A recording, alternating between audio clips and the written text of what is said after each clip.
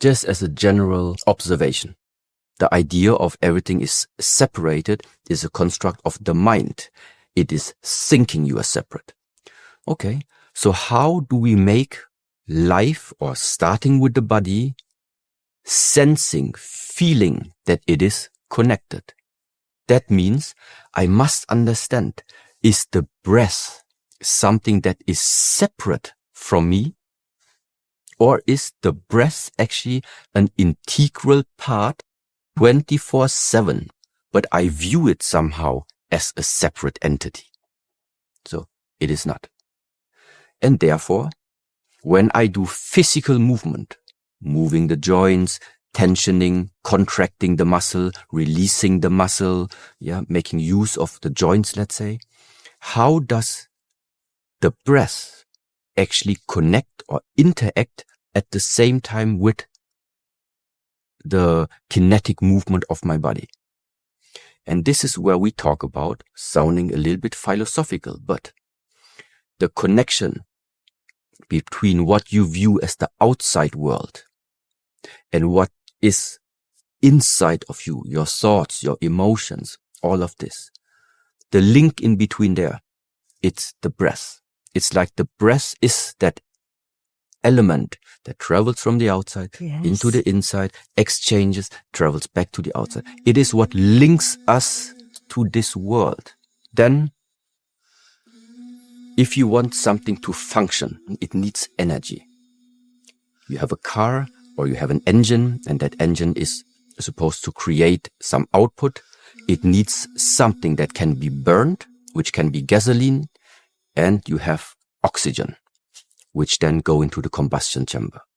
If you have an oven, you have something to burn, wood or coal, and you have oxygen in order to start generating the heat. In order for our physical body and our organs, our brain, everything to function properly, we need energy. It is the food and the drinks on the one side that we take to us, and it is the oxygen and the air that we are inhaling. In the car, you can optimize the way of your air intake. So what about optimizing your own human being air intake? Because it's not just about inhale, exhale.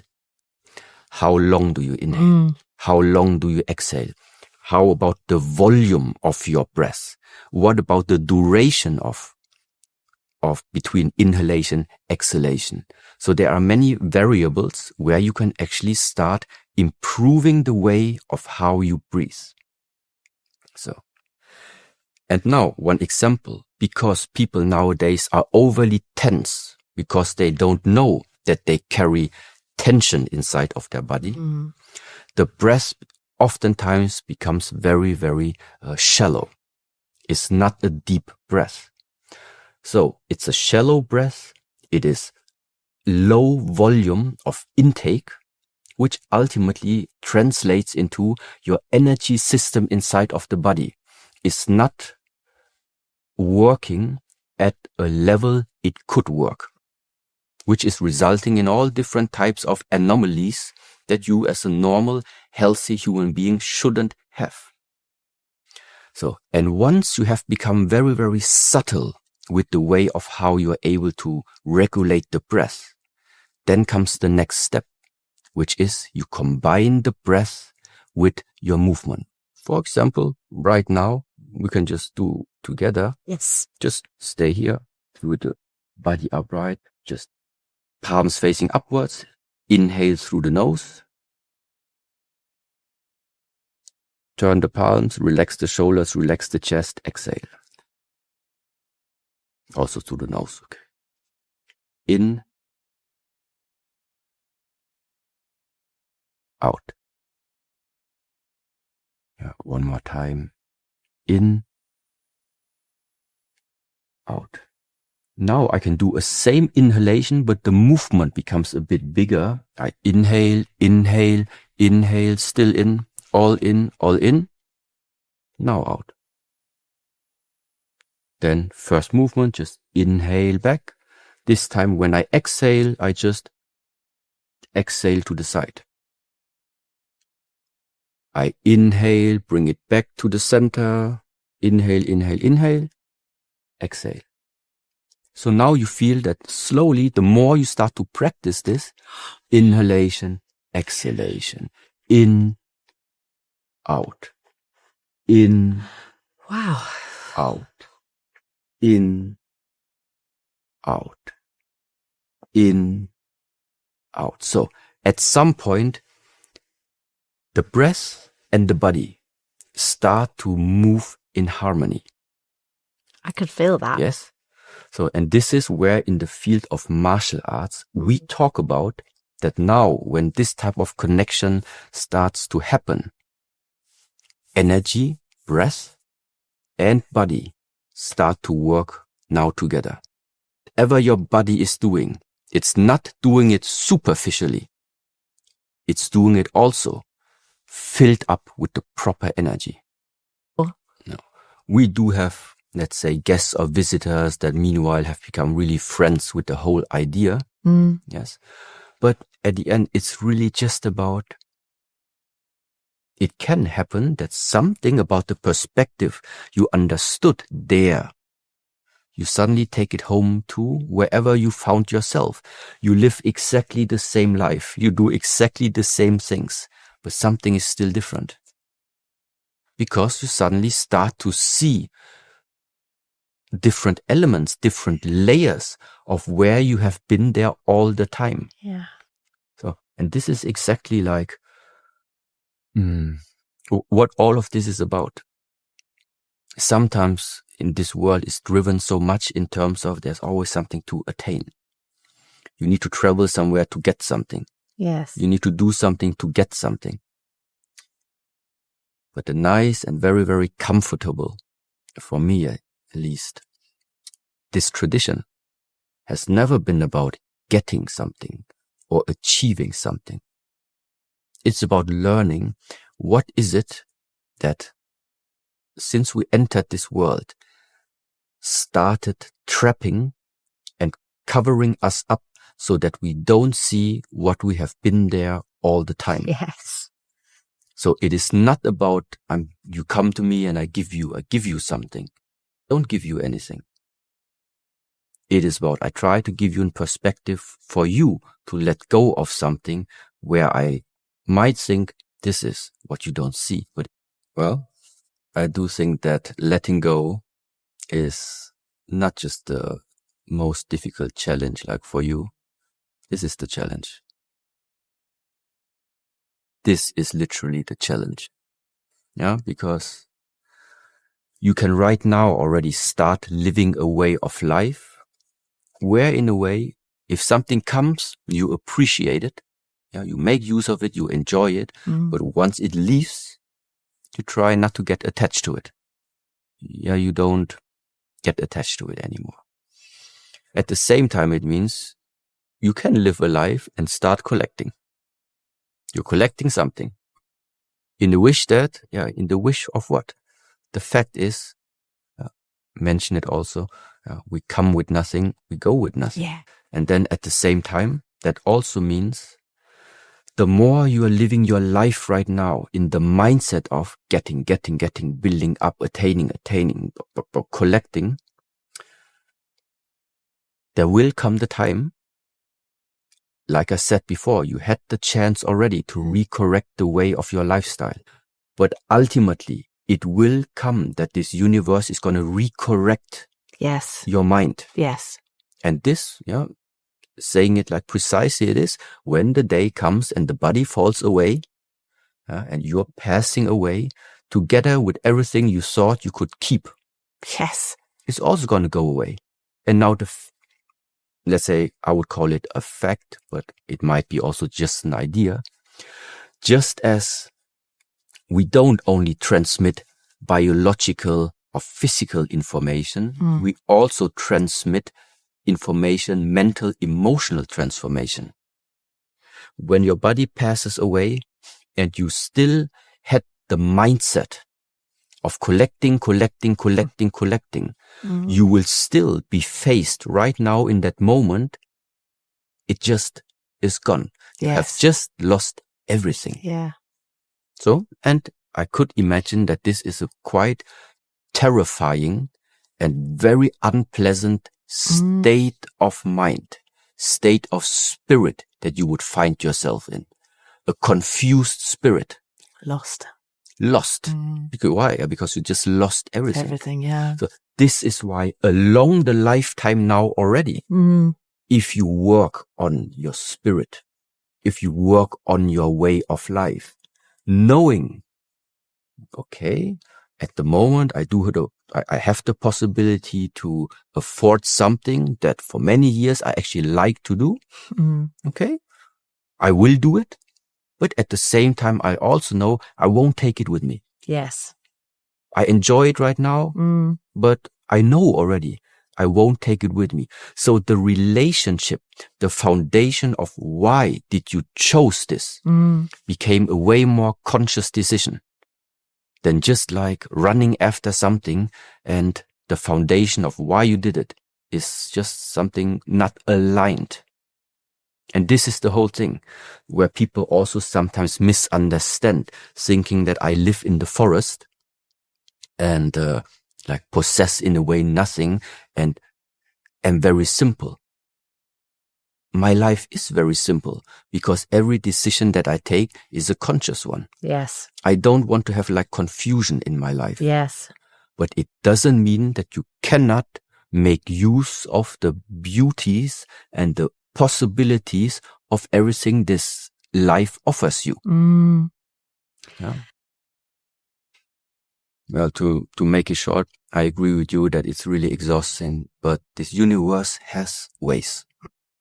And this type of behavior is not sustainable.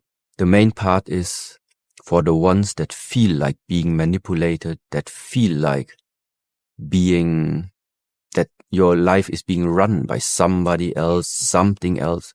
No, but this is exactly the reason why that whole thing, again, you don't need to, but I would suggest you invest some time in starting to really discover what do these ancient traditions, what does partially modern science, what do they say is the essence of what you're supposed to do in this lifetime.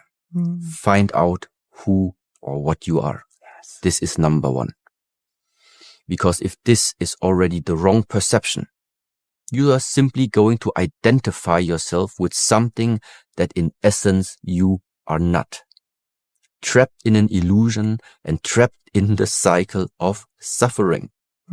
This is what it's called. This is how it is expressed. It is about right now finding ways and taking the responsibility back into your own hands. And this approach of everybody in this world is responsible for my misery is not working. It's not working. And at some point, when you don't stop with this, I do think you are on the wrong path. But in the moment where you really start reflecting, okay, I'm in this current situation right now. Is there a possibility that maybe it's really my doing? It has been my decisions. It has been my behavior. It has been my way of how I lived the past that I'm here. Of course, also including some circumstances maybe. But still, there is your part also that led you to the situation where you are right now. So if you don't see life as this, then the main question is, okay, so you ended up where you are, unhappy right now, but you say you didn't do it. So who you want to blame right now? And what does it ultimately mean? It means that the last 40 years, who was running your life then? And the point is, self-mastery means we are all students, but there is the hope, there is the faith, there is the possibility that there is something residing inside of you that you can bring out. That master. And yeah, this is what I would like to encourage more and more people to understand, that you don't need to travel the world and look for somebody above there and worship them. You should, in a way, bring out your own best version or the master. Be very aware who are you letting into your circle, and ultimately rely on yourself and maintain your sorry to say, but it's the heart. Maintain the purity of your intention. It's not that I became numb. No, I just feel there is an additional layer that I can observe about myself. It is painful, but it's okay for right now. For me, I'm really, really happy uncertainty is existing in this world, because I cannot imagine how boring it would be if I would already know with certainty where I'm going to be in 20 years. A certain amount of self-control, a certain amount of discipline. You don't let your emotions run over you. Even if something makes you angry, it's not honorable. It's not respectful to now shout out. You shouldn't do it. Be able to maintain your emotional states, maintain your temper, at least to a certain extent. This is where I would say it comes to self-control. In the Shaolin traditional texts is broken down into 14 different virtues. The virtues of action. What does it mean, virtues of action? It is, how should you behave? Behave in a loyal way. Behave in a trustful way. Behave in a respectful way. Behave in a courageous way. This is the how should you do something. The virtues of mind, for example, they say, what is it that nourishes the way for you to put the virtues of action into practice? How can you learn to behave respectfully? Because naturally, if people like insulting you, you don't behave respectfully towards them. So how can you still behave respectfully, still be loyal to people? How do you do it? And this is where it then comes to the virtues of the mind. To really learn to be patient, to really know what does it mean to be persistent, to persevere during your training. Yeah. If someone asked you, which religion do you follow, what would your answer be? I would call it the religion of oneness.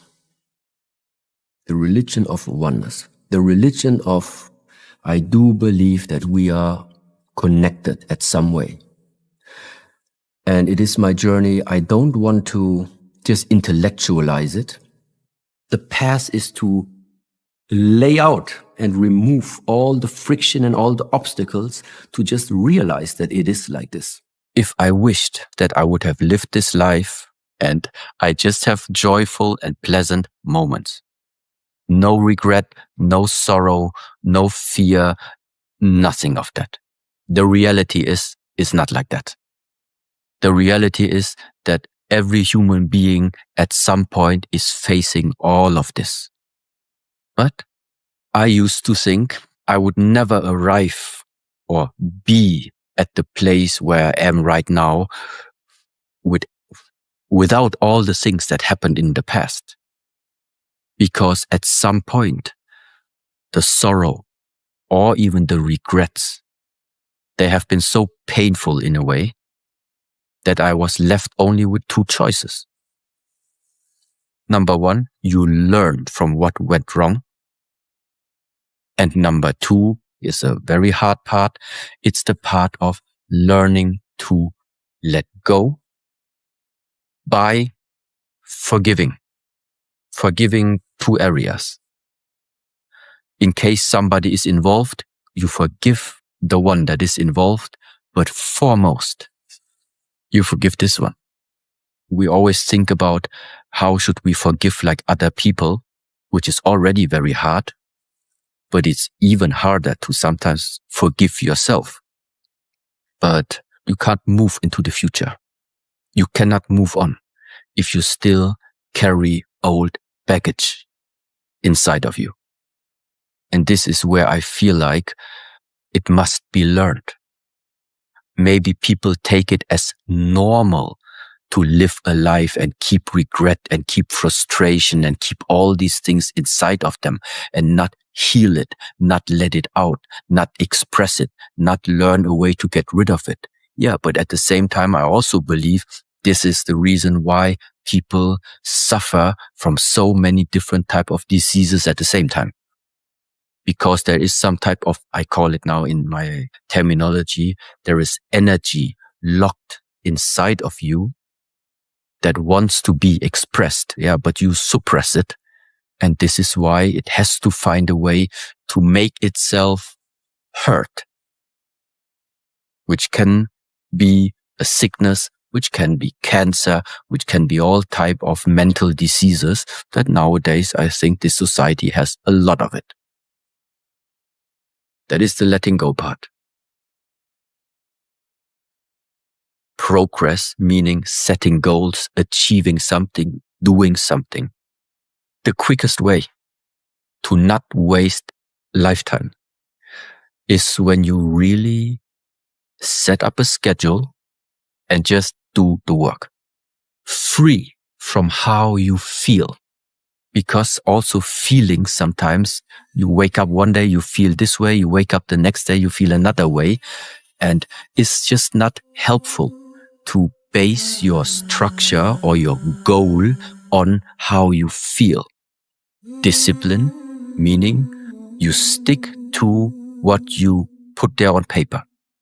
You take your time, you make the plan, and unless you really are sick or have some type of higher excuse, you just do what you have committed to. And this struggling of, there are still so many distractions every day coming up. No, but you stick to the plan. You stick to your plan. This is what I feel like is a part of discipline, to do what you have committed yourself to. It's the one area. And at the same time, discipline also meaning you don't do the things you already know are not good for you. Discipline is not just about the active part of doing something. It also relates to the passive part of leaving the things out of your life where you already know it's not going to help you. Both of these areas is, let's say, discipline. Focus for me is the ability to mobilize your energy. Energy maybe doesn't tell anything to the people. Your intention, your mind, your awareness. Let's say I need to do some type of work. I need to write an email. Simple. The quickest way, most accurate way to write this email is if you are completely with your awareness, you are focused in writing this email right now. You don't look at the mobile phone at the same time. You don't listen to music. You don't watch another television show on the screen. You don't eat something at the same time. Your focus is on that one task. Because your focus is on that one task. This is why everything that you are made out of can flow into whatever you are creating there. You don't do like the bench press and do something for the legs at the same time. It doesn't make sense. To mobilize energy means to know exactly where am I focusing my attention, and therefore where attention goes, there the energy flows. This is what focus means for me. If you want to create something, it's better to know where does your attention go. It's not that you are like walking this path and then you are like becoming superhuman or anything like this. It is very, very simple.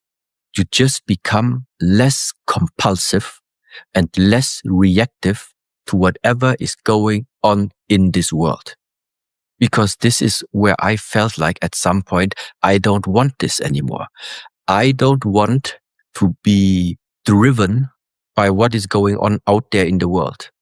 I don't want to be driven by what is happening out there where I feel like I have no influence on. It can be the decision of the governments. It can be the decision of whatever is being propagated in this world, which is ultimately affecting me. And I just didn't feel like I want to be dependent on external circumstances. Because this just doesn't feel like my life is in my hands. How can it be that people around me, circumstances around me, that I literally have really no influence on? How can it be that all of this is influencing my life to such an extent that it makes me suffer, that it is frustrating me, that I feel depressed about it, that I feel angry about it, that I feel sad about it? At some point, I just felt like it's very unstable. And so I started to ask myself, how come that I cannot manage myself in a better way? And this is where now all this so-called inner work starts to take place, where the self-mastery takes place. You are not trying to solve the issues of your government. You are not trying to solve the problems of your neighbor. The first thing you try to solve is everything that is able to trigger you to not be at ease with how this life is. What is the ultimate outcome of starting to invest some time in yourself? I would say you are getting more at ease regardless of what is happening on the outside. It doesn't mean you are becoming more ignorant to it. That is also a misconception. It is just the fact that the world around you, everything is like still in turmoil and everything is still burning. But because you are at ease, because you have become more stable, at least in this burning surrounding, you can now still be the guide to help the people out of the house. Because if you lose your temper and if you are getting stressed when the house is burning, who's going to guide the way? And this is how I felt my life was also slowly developing, in the sense that if I really feel like I would like to contribute something to this world, to this society, then it can only be done if I'm already at ease and with peace inside of myself, that then I can carry out in the world. Mostly, I just try to encourage people, do something with your body. Just do something with your body.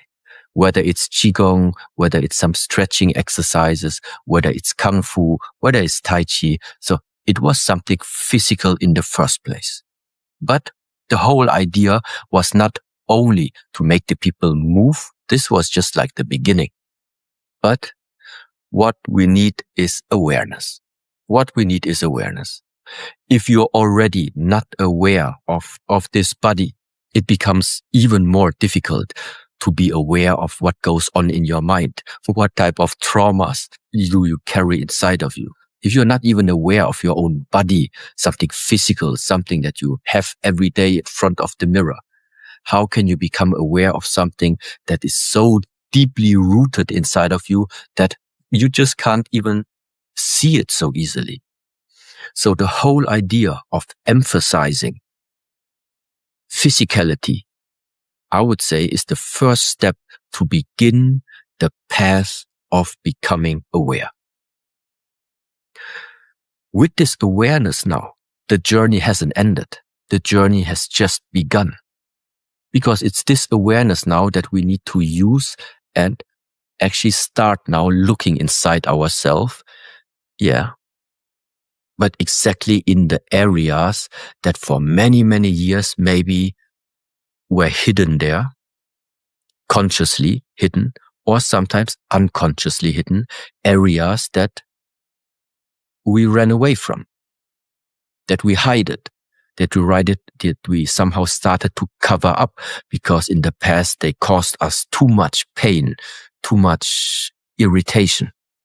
But I do think that at the same time that there is no other way to really clean yourself up than really looking at all the stuff that's hidden inside of you. I didn't want to say shit, but sometimes sometimes there's a lot of it. Yeah. And how do I know? Because I know, because I had to do it myself. So it is uncomfortable. It is uncomfortable to at some point start to realize what type of stuff, dark stuff, negative stuff have you yourself, me, myself, done in this lifetime. But only after you really see it and you recognize that it was wrong, after you repent, then comes the freedom. I think that there are many ways how you can, let's say, motivate yourself to walk this path. So why would I face the dark side of myself knowing already that it's going to be painful? Why would I do that? So there are many ways.